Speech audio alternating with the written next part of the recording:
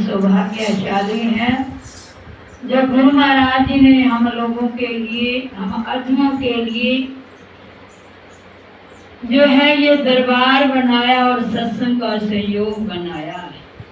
इसके लिए आध्यात्मिक उन्नति के लिए उसकी कृपा तो हमारे ऊपर बहुत है प्रेमी, और उसकी कृपा का कोई पारावार नहीं है। पर हमने उसकी कृपा को पाकर एहसानमंद रहना है। एहसानमंद कैसे रहना है कि अगर उन्होंने हमें इतनी बड़ी नाम की दौलत दी है तो बिना नाम के हमें प्राणहीन हो जाए। जिस दिन हमारा सिमरन ना हो, इस दिन ऐसे हो जाए कि जैसे शरीर में आज प्राण नहीं। तो इसको कहते हैं गुरु की कृपा का एहसानमंद।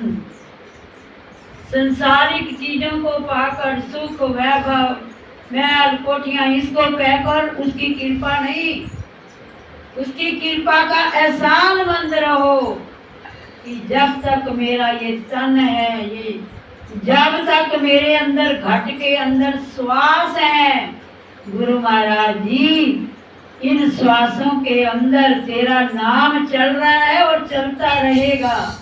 पर गुरु महाराज जी इन्हीं श्वासों से मेरे से सिमरन का जाप कराते रहो।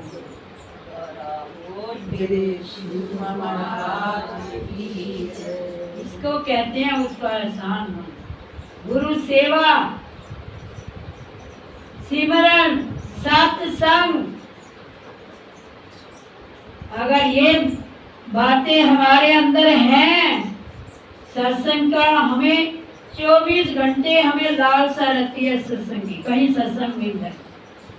जिसका सत्संग में कभी कोई भी नागा नहीं होता, नियम है।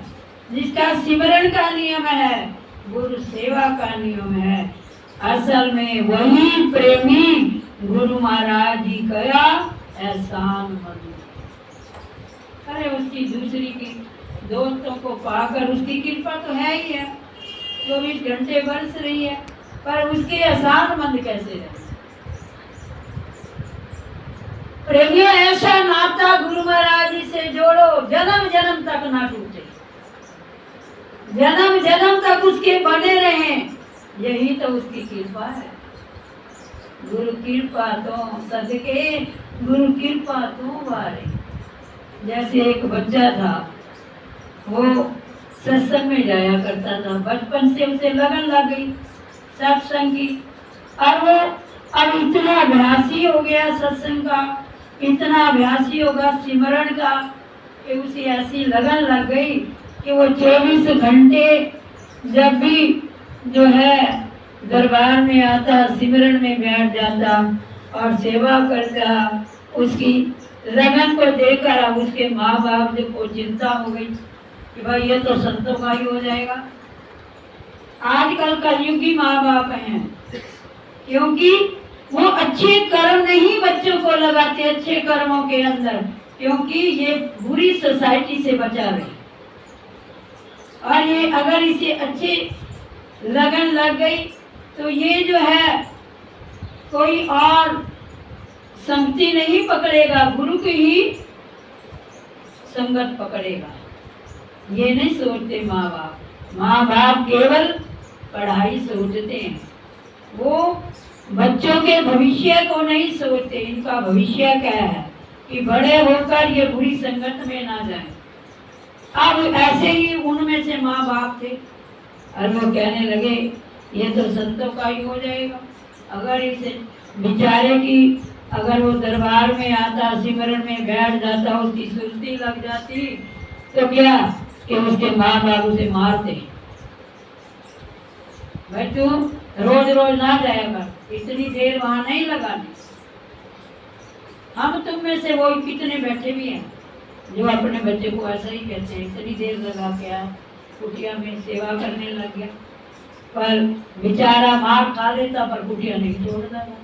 क्यों? क्योंकि अंदर उसके सतगुरु का प्यार रोम रोम के अंदर बस चुका था।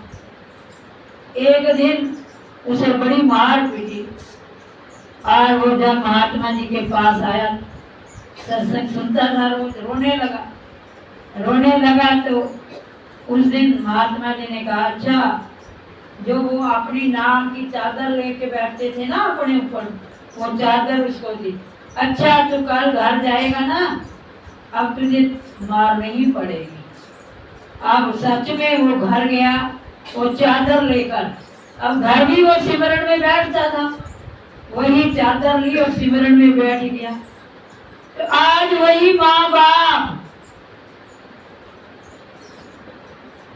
जो रोज उसकी पिटाई करते थे, आज उसे प्यार करने लगे।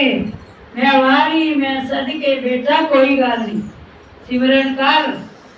सिमरन में कितनी ताकत है बोलो। कहाँ तो वो बेचारे की रोज पिटाई, एक नाम की चद्दर संतों की पढ़ने से उसकी काया ही पलट गई। जब तू आए सतगुरु की शरण, तेरी जिंदगी का नक्शा बदल जाएगा।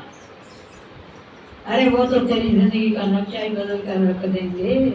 और हम सोचते हैं दरबार में रोज रोज आने से घर में भी सुनना पड़ता है, पति से भी सुनना पड़ता है। अगर ये बातें सोचते रह गए तो अपना क्या किया। वो तो शरीर का पति है, शरीर तो यही रह जाना है, शरीर तो साथ जाना नहीं। हमारे महाराज जी तो कहते थे, भाई तुम बच्चों की ड्यूटी दो, पति की ड्यूटी दो, केवल हम तो तुम्हारा मन मांगते हैं, दिल मांगते हैं, हम तुम्हारा शरीर नहीं मांगते। हमें तुम्हारे शरीर से कोई वास्ता ही नहीं।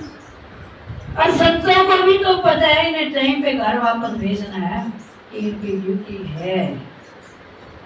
पर हम विचलित हो जाते हैं, उनके मोह में ज्यादा पड़ जाते हैं, उनकी बातों में फंस जाते हैं और अपने प्रभु के नाम में कमी ला लेते हैं।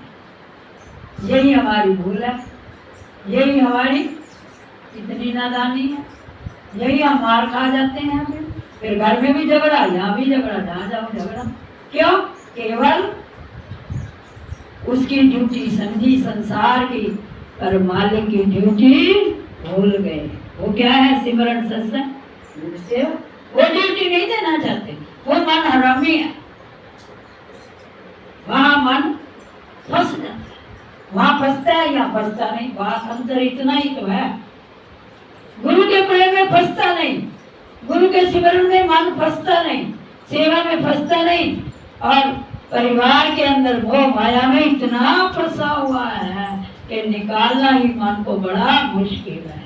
बंधन है, कैसे बंधन है? खुद ही तो डाले हुए। अब उस बच्चे को माँ कहती कोई गल नहीं, मैं भी तेरे नाल चले आता।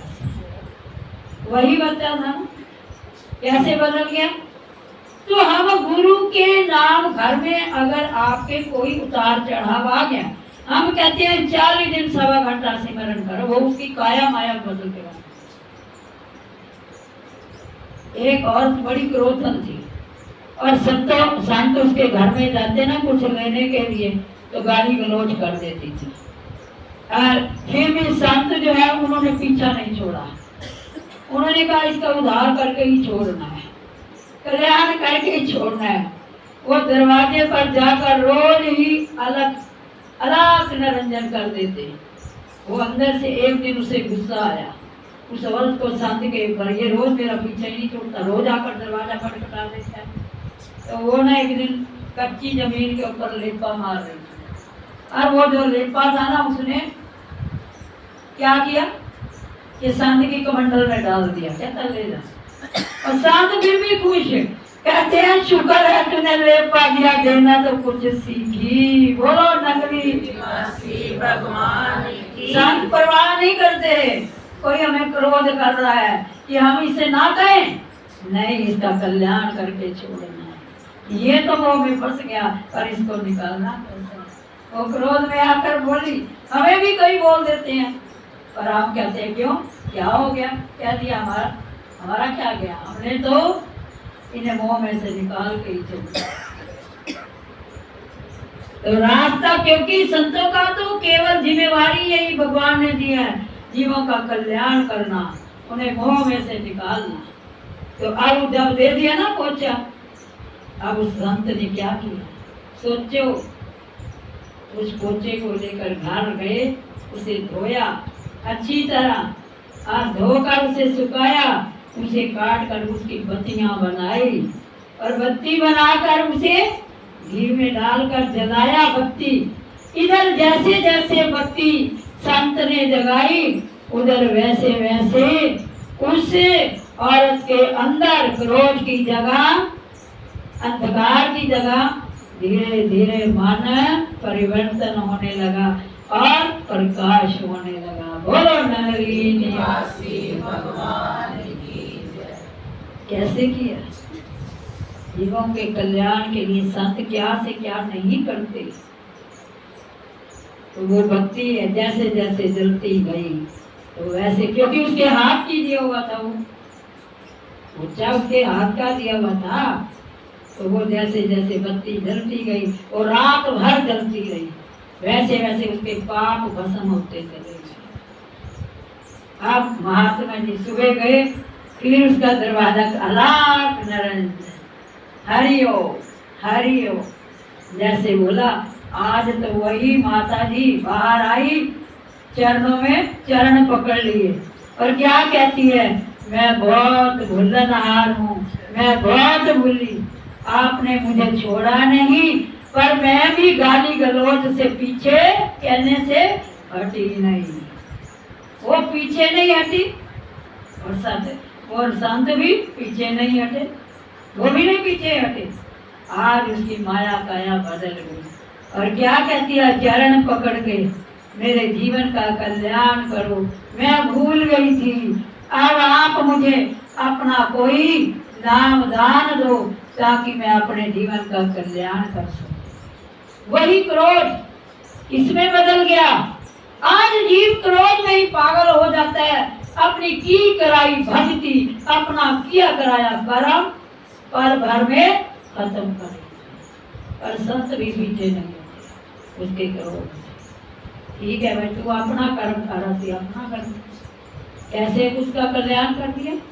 अब संत ने कहा बैठो, उसे बैठाया, गुरु मंत्र दिया और अब वो वही उसी के जाप में लग गई और लोक भी सुधर गया और परलोक भी संभाल गया। बोलो जयकारा बोल मेरे श्री गुरु महाराज।